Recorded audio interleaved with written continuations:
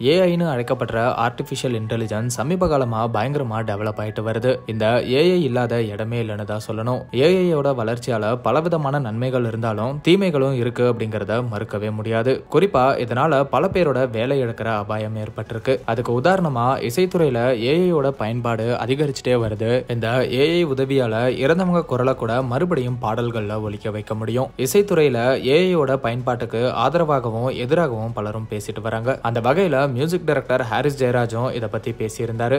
ஏன் நான் இது வரைக்கும் யூஸ் பண்ணது இல்லைங்க, அதனால எனக்கு அதை பத்தி எனக்கு தெரியல. உண்மையாலுமே ஏஐ ஃபியூச்சர்ல நான் ஏஐ எல்லாம் பாடகர்கள்லாம் இருக்கிறாங்கல்ல, அப்புறம் இருக்கு இல்லைன்னா நம்ம யோசிக்கலாம். எல்லாம் இருக்கும்போது என்ன பிடிச்சிருக்குன்னு ஒருத்தருக்கும் உயிரோட இருக்கிற சிங்கர்ஸ் தான் எனக்கு பிடிச்சவங்க. இவ்வளோ சிங்கர்ஸ் இன்னும் லைஃப் கிடைக்காம பிரேக் இல்லாம எவ்வளோ பேர் இருக்கிறாங்க. டிவியை திறந்தா எவ்வளோ டேலண்ட்ஸ் இருக்கிறாங்க. அவங்கள விட்டு எதுக்கு போய் இறந்து போனவங்க போயிட்டு வயசு பண்ணுறீங்க? இருக்கிறவங்கள கொண்டாடுங்க. அவங்கள கொண்டாடப்பட்டு நல்ல ஒரு தலைமுறையை பார்த்துட்டு நல்லா புகழ்பெற்று தான் அவங்க முடிச்சிருக்காங்க. ஸோ நான் என்ன சொல்லுவேன்னா, அவங்களோட பிள்ளைகளுக்கு கொடுங்களேன் வாய்ப்பு. அவரே சந்தோஷப்படுவார்ல.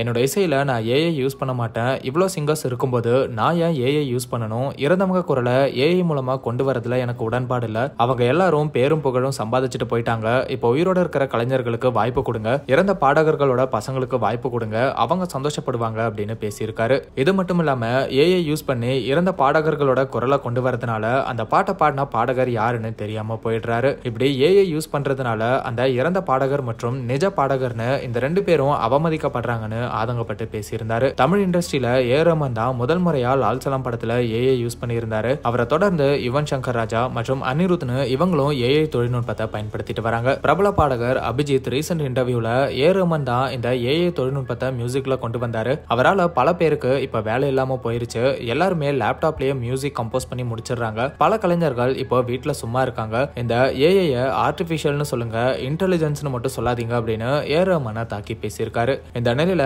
அபிஜித்தோட இந்த குற்றச்சாட்டுக்கு ஏ ரஹ்மானே விளக்கம் அளிச்சிருக்காரு. அவர் என்ன சொல்லியிருக்காருன்னா, எல்லாத்துக்குமே என்ன குறை சொல்றது நல்லா இருக்கு. எனக்கு இப்பயுமே பாடகர் அபிஜித்தை பிடிக்கும். அது அவரோட தனிப்பட்ட கருத்து. அதுல எந்த ஒரு தப்பும் இல்ல. நான் ரீசெண்டா துபாயில ஒரு ஆர்கெஸ்ட்ரா செட்டப் பண்ண. அதுல 60 பெண்கள் இருக்காங்க. அவங்களுக்கு மாசம் மாசம் சம்பளம் கொடுத்துட்டு தான் இருக்கோம். மேலும் ஹெல்த் இன்சூரன்ஸ்னு எல்லா செலவையும் பண்ணிட்டு தான் இருக்கோம். நான் வேலை செய்யற எல்லா படத்திலையும் கிட்டத்தட்ட 200ல இருந்து 300 இசைக்கலைஞர்கள் வேலை பார்க்கறாங்க. சில பாடல்கள்ல 100க்கும் அதிகமான பேர் வேலை செஞ்சிருக்காங்க. நான் இதையெல்லாம் போட்டோஸ் எடுத்து சோஷியல் மீடியால போடுறதில்ல.